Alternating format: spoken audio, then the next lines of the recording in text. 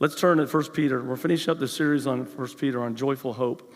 And this morning we're going to conclude this series, and it's entitled Living in the Joyful Hope. We're living in the joyful hope. And it reads this way: humble yourselves therefore under God's mighty hand, that he may lift you up in due time. Cast all your anxiety on him because he cares for you. Be alert and of sober mind. Your enemy, the devil, prowls around like a roaring lion looking for someone to devour. Resist him, standing firm in the faith, because you know that the family of believers throughout the world is undergoing the same kind of sufferings.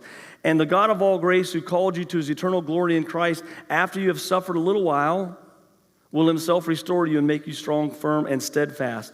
To him be the power forever and ever. Amen. In this series we've looked at, 1 Peter talked about living in the joyful hope that we have in Jesus Christ. And we talked a lot about all the things that he's been talking about, but we look at our world, and our world's a hopeless situation. Right? What's the best thing that can happen in Israel? And the best thing is they could have peace. And how long would that peace last? Well, if you know history of the Middle East, not very long. Because since Abraham messed up and we've had Isaac and Ishmael, we've had war in the Middle East. There's never been peace there for very long.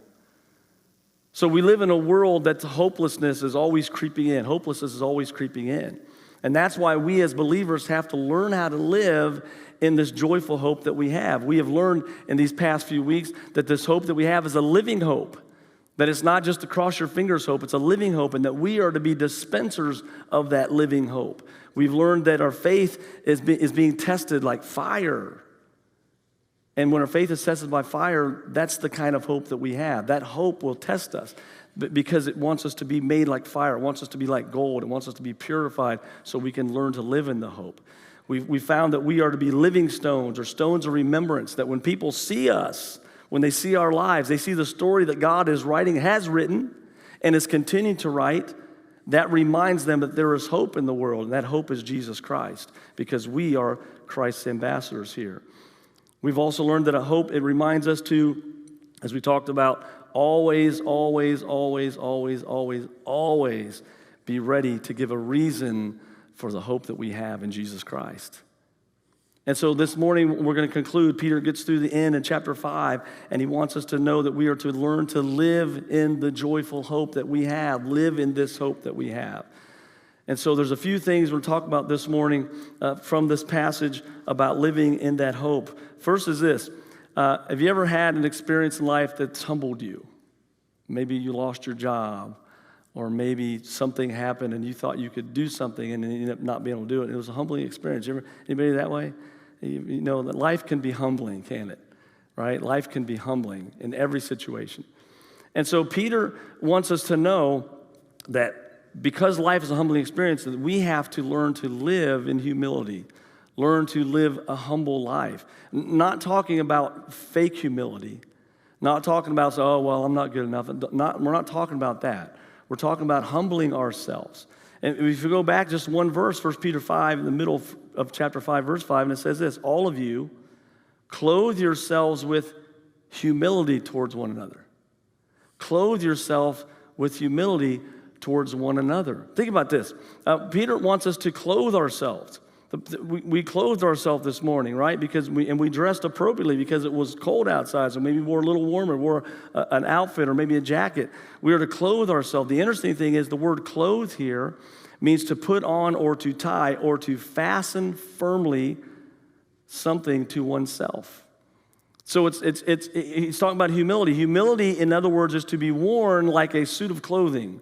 It's to be worn like the clothes that we have on. We are to wear humility. We are to put humility on and have it towards one another. We are to have humility towards one another.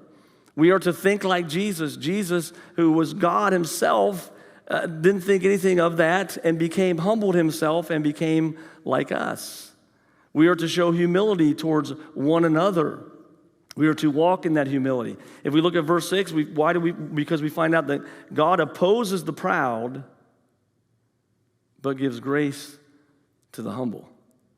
God opposes the proud, but gives grace to the humble. So we are to show humility towards one another. We are to understand that God is against those who are prideful, but he gives grace to those who are humble. So no other reason, I want God's amazing grace. Are you with me? God's amazing grace, how sweet the sound that saved a wretch like me. And God gives grace to those who are humble. And then we see also in verse 6 that we are to humble ourselves. It's always better to humble yourselves than to have God humble you. It's always better to humble yourselves than to have life humble you. So if we begin to learn to live our lives in humility towards God and towards others, we begin to humble ourselves. And listen, him saying that we are to humble ourselves means that we have to, it's an intentional thing that we do. It's an intentional thing that we do. We are to put humility on like it's our clothes. It's to be a nice looking outfit, put it on. And we are to do it. It is causal. We are the ones who are to humble ourselves. Because God will exalt us. When we humble ourselves, God exalts us. When we exalt ourselves, God humbles us. God opposes the proud but gives grace to the humble. So if we are going to learn to live in this joyful hope that we have, then we have to begin to live with humility and be humble. And Peter then in verse 7 says this, we know that life's a humbling experience, but also God cares for us. It says, cast all your anxiety on him because he cares for you. Now, it's interesting here. There's a bunch of different words that's used for that. In the NIV, it's anxiety. But if you look at the English Standard Version, it says, cast your anxieties. The King James says, cast your care. The New Living Translation says, cast your worries and cares. And then the Message says, we're to live carefree before God. So anxieties, care, worries, living our life carefree. The antidote to worry, no matter what the word is the translation uses, it's all the same. The anxieties, the cares, the worries of this life. How many of you are worrywarts? You don't want to raise your hand, that's okay. But some of you raise your hand like, yeah, that's me. How many of you, like anxiety? I think sometimes I'll say things like I'm anxious about something when I'm really more excited about it. So I try to be careful not to use the word anxious unless it's really anxious or anxiety. But the thing is, in this world, there's a lot of things that can cause anxiety. Are you with me? And my favorite one is sitting at a green light when the person doesn't go. I share that with you all the time. That causes my anxiety to go up a little bit. Come on, let's go. Because either I'm hungry or hangry, right? I mean, you're hungry and angry, you get hangry, you just need a Snicker bar or something.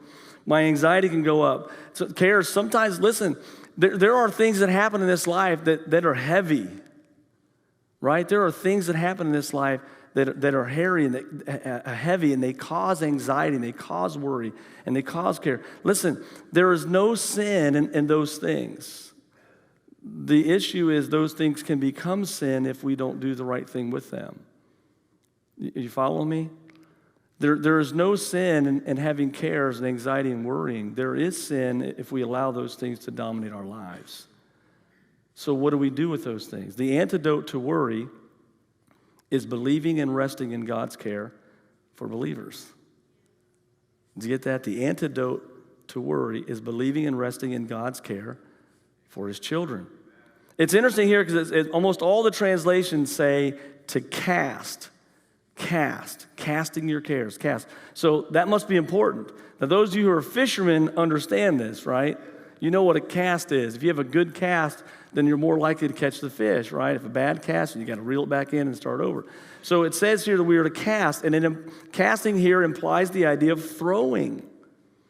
So the word that we think about, casting, right, is the same idea in the Greek here that implies the idea of throwing. In fact, Case and Holdren in their commentary, they write this: the word cast implies the idea of throwing on.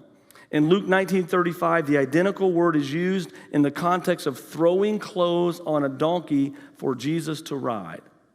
Right? They threw clothes on the donkey so that Jesus could get on it and ride in the triumphal entry. In a similar fashion, every care, concern, and worry, I'm going to say this again, every care, concern, and worry, anxiety, is to be thrown on God. You with me? It's to be thrown on God.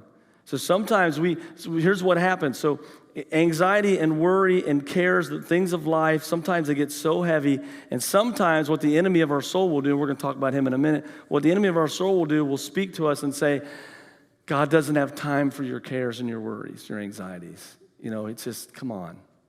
Or maybe sometimes it's just something small. You ever had a care or worry that's just it's just like small, like insignificant, like why am I even praying about this? But we are to take everything to Jesus. And not only are we to take it to him, we are to throw it on him.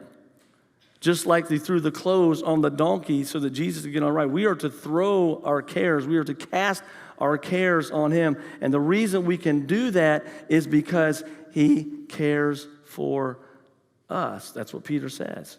Give all your worries and your cares to God because he cares for you. Not only does he care for you, the word care here implies that it's constant. It's not a one-time thing. He cares for you for that one situation. It's a constant care, a constant concern, a constant looking after the believers on his part. Let me tell you something. When Peter, who was with Jesus for 3.5, 4 years, Peter was with him, and Peter had some good moments and some bad moments. Peter had some times where Jesus said, good job, Peter. And other times where he said, really, Peter? Get behind me, Satan, right? This same Peter who had spent time with Jesus is saying to us, cast all your cares on him because he cares for you. And so if Peter, who had denied Jesus 3 times and then was forgiven 3 times, if this same Peter can say to us, hey, cast your cares on him because he cares for you, I'm pretty sure he knows what he's talking about. So it doesn't matter whether your care, your anxiety, and your worry is little or whether it's humongous, right? And sometimes they're humongous. Situations and circumstances in life happen fast. And so we need to get in a habit of daily throwing our cares, our anxieties, and our worries on him. Do you know why? Because he cares for us. He cares for us. The last thing this morning is the enemy is also interested in you. Understand this. There are 2 entities that are always after you.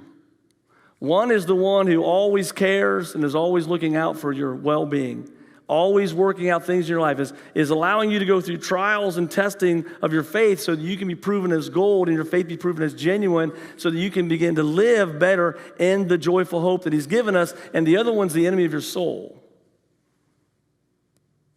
And Peter says here, be alert and sober-minded. Be alert and sober-minded.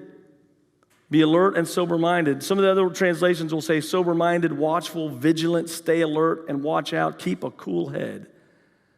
That's what we're being told. Peter, who just got done saying, humble yourselves. God gives grace to the humble. Humble yourselves with other people. Live a life of humility. Live a life humbling yourselves. Then he says that we are to cast all of our cares and anxiety and worry on him, throw them on him. And then he changes real quick and says, be alert and of sober mind. Why? Because the enemy, the devil, prowls around like a roaring lion looking for someone to devour. Christians are to be characterized by these 2 commands. Be alert and of sober mind. Be alert and sober-minded. Be watchful. Be vigilant. Stay alert.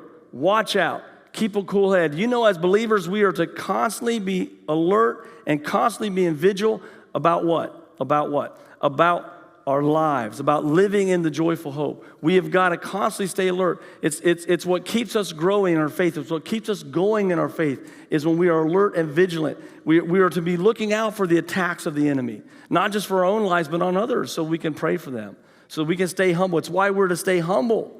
When we get prideful, guess what happens? We're no longer looking and being alert and vigilant. When pride wells up in us, we can no longer be on the watchtower, looking out for what's happening. God opposes the proud but gives grace to the humble. Alert and watchful are from a military context. So these words have a military background, and they refer to a soldier on watch. Have you ever seen those in England? You've seen those guards, they're standing there with the funny hats. I don't know how much those hats weigh, but man, your neck's got to be sore when your shift's over. Are you with me? Because it's like those things are like big. I think they're bigger than the Pope's hat, right? I mean, this is this big hat, and they just stand there, and you see people getting in their face and yelling and saying all these things, and they never move. They never move because they can't. Because their one job is to protect whoever's behind the gate. Their one job is to be vigilant and watchful. So all this other nuisances, all this other stuff that's happening, they're not worried about that. They're worried about the one thing, that's being vigilant about what they're supposed to do. And that's what we are supposed to do.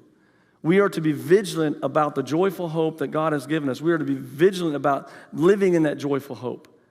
And not letting the enemy come in when he attacks us, to be watchful, be alert of what he's doing, know what he's doing, so that we can pray, so that we can fast, so that we can see what he's trying to do in our lives, so that we're not left unaware of his schemes, Paul writes in Corinthians.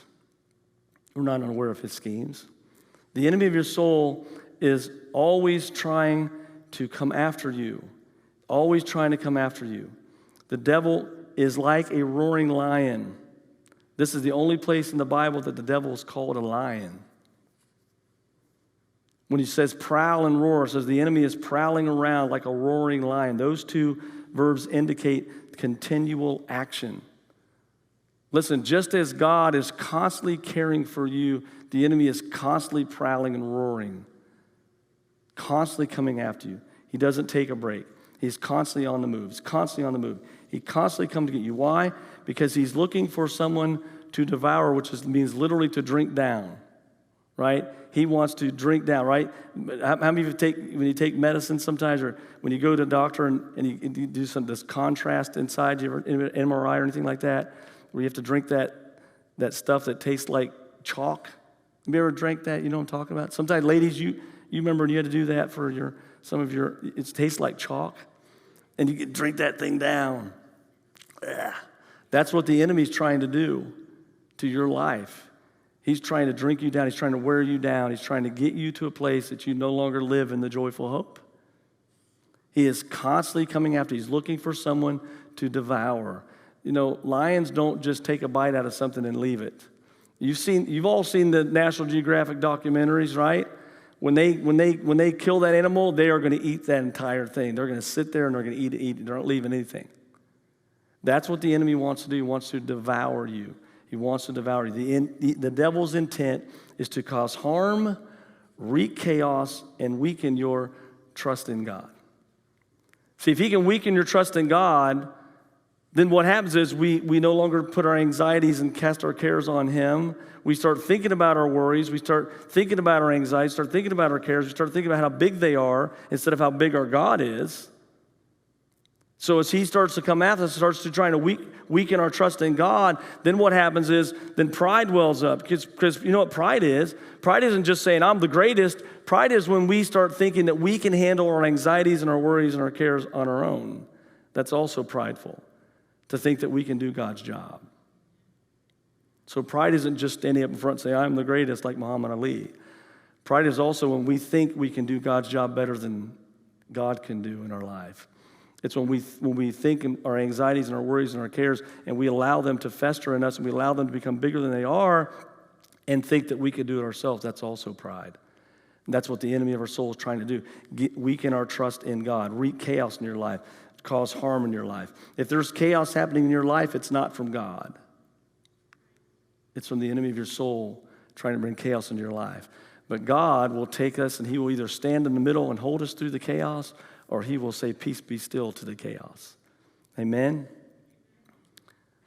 The devil is seeking to fulfill his destructive agenda, and there is no escape from such experiences. Listen, you will never escape the enemy coming after you. You got to understand that. He is always coming after you. He is always trying to destroy your life. He is always trying to ruin your life. He's always trying to bring chaos. He's always trying to kill your trust in God. He will never stop. So if you think this morning, you're talking like, well, the devil's not attacking me. Oh, he's planning one. He's working on you right now. The fact that whenever we stop and say, everything's going great in my life. You know, everything's going great. God's great. Guess what? That's when pride begins to well up. And that's what we have to be careful of. We have to be vigilant and watchful at all times, at all times. He is trying to destroy our lives. So what should our response be? Well, Peter tells us. Peter tells us to resist him. Resist him. How do we do that? By standing firm in the faith. And we know that faith is the living hope that is in Jesus Christ. It is learning to live in the joyful hope that we have. And we do that by staying humble. We do that by resisting the devil. We do that by being alert and being vigilant about how we live our lives in the joyful hope. Peter says this in verse 10, 11, "And the grace, the God of all grace, who called you to his eternal glory in Christ Jesus, after you have suffered a little while, will himself restore you and make you strong, firm, and steadfast." When we're living in the joyful hope, this is the promise that we have, that the God of all grace is going to be with us. He's going to walk through us. It's like we like to say, he's that fourth man in the fire, right? You feel like you're in the fire sometimes. You feel like you're all alone. And guess what? There's a fourth man in the fire, and it's him, right? If you feel like you're in the middle of the lion's den, man, the lions are roaring, and the lions are prowling, and they're walking all around. You feel like you're in there all alone. Guess what? That's not true. It says the God of all grace himself will restore you, make you strong. God is with you in that because God wants us to learn to live in the joyful hope that we have, that he is giving us, that he has given to us. Remember, this hope is a living hope. It's a hope that's tested, and our faith is tested so that we know what that hope is. We are to be living stones. We are to be dispensers of the hope to the world. And it's the hope that reminds us to always, always, always, always, always be ready. And we are to be vigilant and watchful because the enemy is out to destroy that hope in our lives.